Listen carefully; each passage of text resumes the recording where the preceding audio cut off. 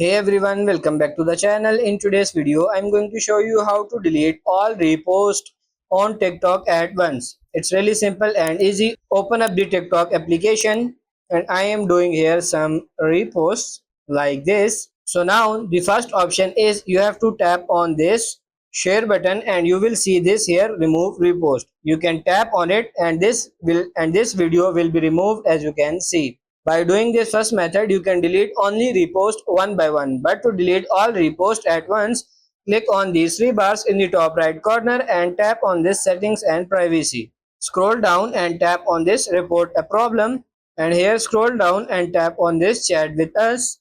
From here, you just have to tell them your issue that you want to delete all your repost videos and then they will help you to do it. So that's pretty much it for this video. I hope this video was helpful. If it is, like it and subscribe to the channel. Thank you.